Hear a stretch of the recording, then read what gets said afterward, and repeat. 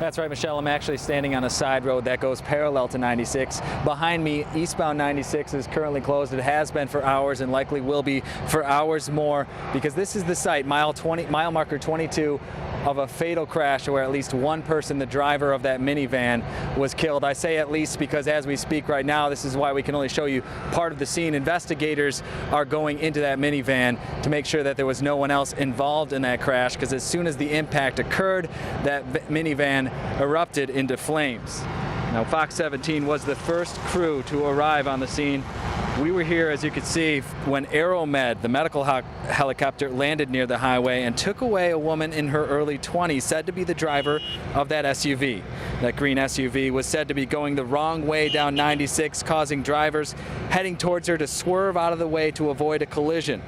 Police say as those vehicles got out of the way, it exposed the minivan. As soon as the crash happened, we're told there was an explosion, and that's when a driver nearby who saw the whole thing rushed in to help. There was And what you heard there was a witness that says that she saw the beginning of this. And police say a number of witnesses have come forward with their versions of what happened. They say that either she turned around in that emergency lane like you heard just there, or possibly they've also heard that she got on at one of the exits going the wrong way, going the opposite direction at either the Marne exit or Remembrance Road. Police say it'll likely be hours before they could piece together what happened. And in the meantime, as they deal with this scene here, they're asking people to avoid going eastbound on I-96 if at all possible. Live in Ottawa County tonight, Dave Spencer, Fox 17 News.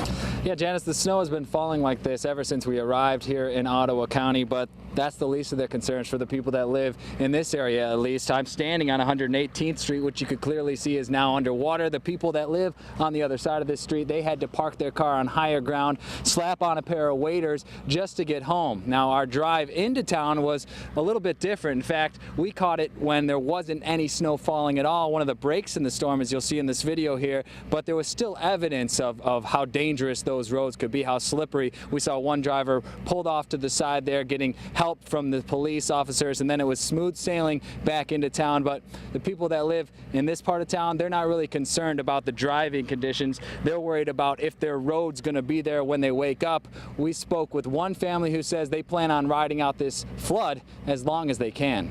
Yeah, Michelle, this is an event that really has the neighborhood shaken up. Police had just cleared the scene about an hour ago, but we did get a chance just briefly to speak with the grandsons of this 85-year-old woman who was home alone at the time when she says she was attacked and then robbed inside her home.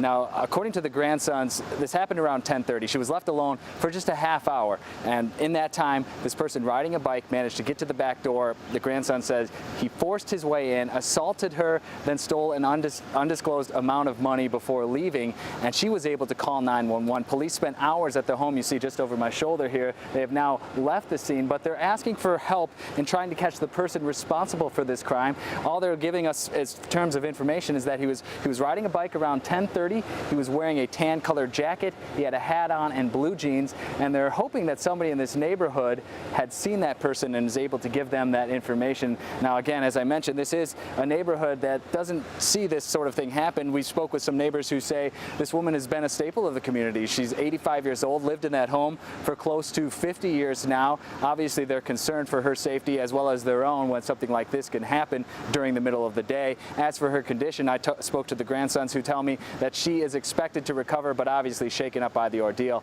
We will continue to cover this story and bring you any updates. For now, live in Granville, Dave Spencer, Fox 17 News. Witnesses say they could hear the tires squeal as the car turned from Hall onto Comwell, then watched it jump on the sidewalk, crash into the wood fence, continue on, leave portions of the car itself behind before gaining speed and eventually ending up in the house itself. According to wildlife experts that we spoke with, this red-winged blackbird is just doing what he's supposed to do. He's acting on instinct. He likely has a nest or some young that he's trying to protect, but in our case, it's hard not to act on instinct as well, and that's duck and run if you're under attack. When it comes to the norovirus, health professionals say you could leave the disinfecting wipes and the sprays behind. Instead, reach for the bleach. They say bleach is really the only thing that will truly kill the norovirus. It was just after the lunchtime rush, about 1 o'clock on a Friday, when police say this man, 24-year-old Ryan Griffey, was hanging out at this Arby's in Greenville trying to bum a ride back to Grand Rapids.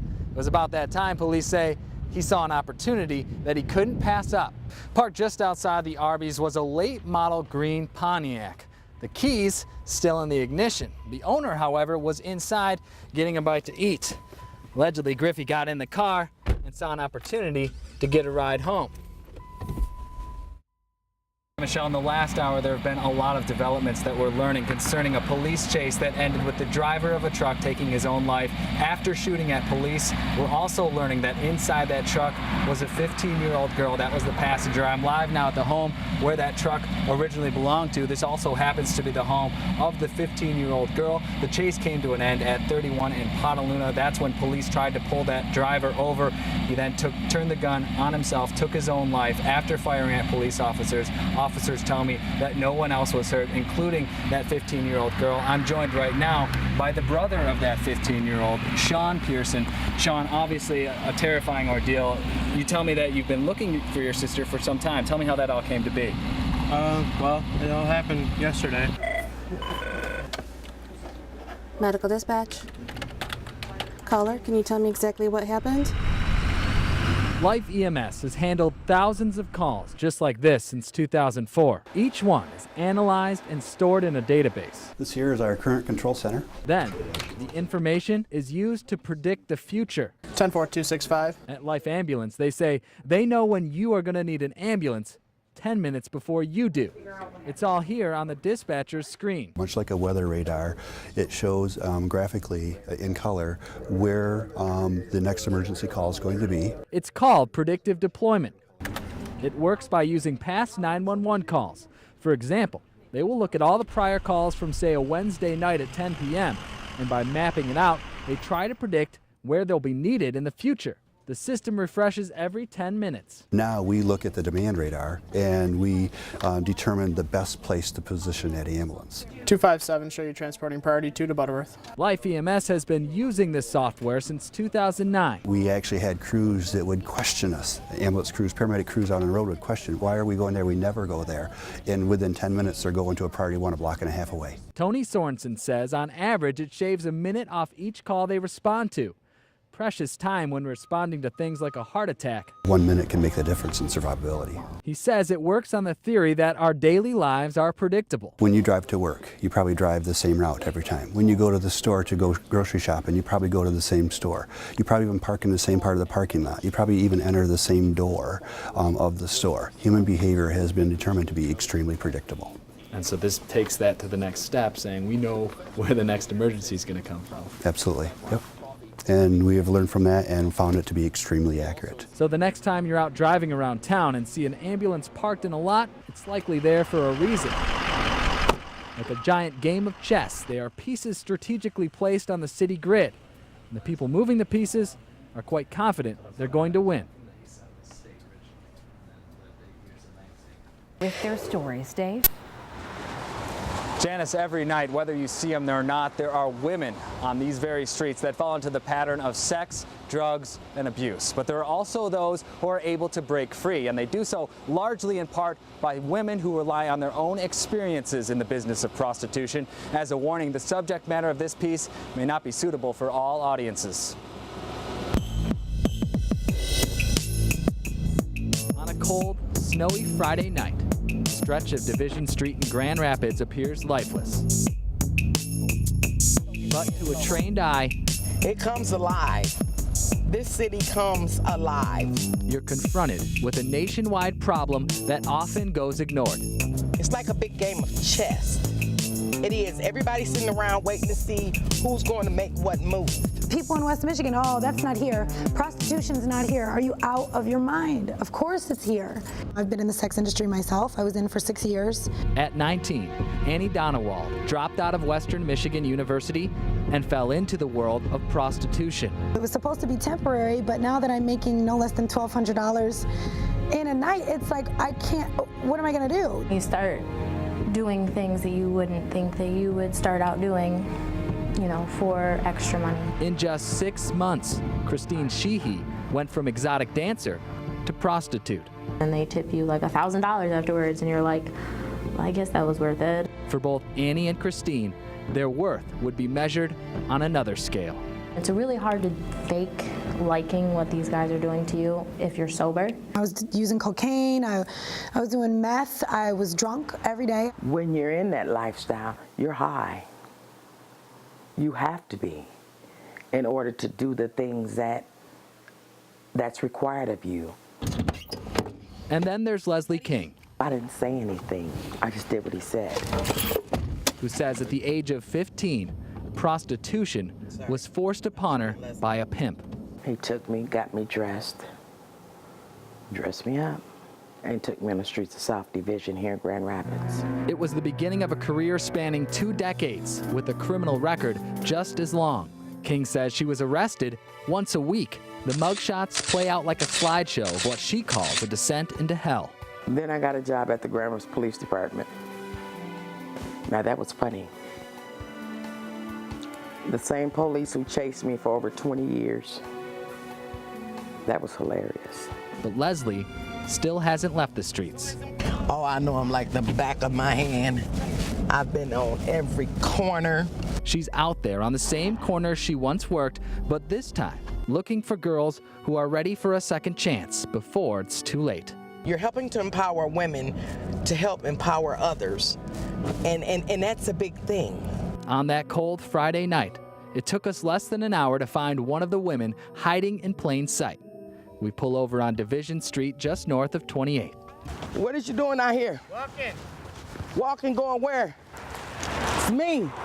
Hey! As she does with so many other women, King tries to convince her there's another way of life. Love you. Seconds after this embrace, King watches the same woman walk straight into the waiting car of a potential client. But King doesn't give up on her. There he is. Coming face to face with the driver. He drives around her, then speeds off with the woman in the passenger seat. King knows there will soon be another chance to save her. When she's not on the street, this is how Leslie King is fighting prostitution. Sacred Beginnings is the name of a nonprofit safe house she runs in the city of Grand Rapids. Her goal is to convince sexually exploited women to come here before they're picked up by police. But even Grand Rapids police often bring women to Leslie for a better shot at change. Every time they catch a woman, they still call me. According to the GRPD Vice Unit, there were 110 prostitution-related arrests made in 2012, 79 arrests in 2011, and in 2010, 96 total arrests. Police say prostitution is a consistent problem, full of familiar faces. But Leslie King isn't alone in her fight. Remember the 2 women we introduced you to earlier? Annie Donewald, the former WMU student turned prostitute, now calls on her past to influence a future generation. You have a team of people here that just loves you right where you are, and we spread the message of hope. Donewald started her own nonprofit called Eve's Angels, in a way that a prostitute can hide in plain sight. Donewald says she too can find them, and if they're ready, give them a way to step out of the shadows, as was the case for Christine Sheehy. I became not even my own person anymore. Like I was basically just something that people could just use, and that was it. Now Sheehy says with the help of Eve's Angels, she's out of the industry for good. I just graduated college, and I am officially a licensed cosmetologist. She too is working to find others who are falling into prostitution. I went through what I went through, and now I can go back and help other people out of what they're going through. And Eve's Angels has offices based in Grand Rapids, Detroit, Chicago, and Indianapolis. As for Leslie King, the woman who drove us around the streets of Grand Rapids, she says she's in the process of raising $280,000 so she could build a second safe house that could house as many as 12 women. Now, police say this is an industry based on demand, and they don't see demand going anywhere. That's why Annie and Leslie say they're not going anywhere either. Live in Grand Rapids, Dave Spencer, Fox 17 News. Dave, this is interesting stuff. We heard the one woman say that the money was kind of the motivation for her, but when you spoke to these women, did they say anything else, any other insight about what makes them turn to prostitution? Yeah, that's one thing that they all had in common was they're all victims of sexual abuse. They say about 90% of the women they encounter, that's the case as well. Janice?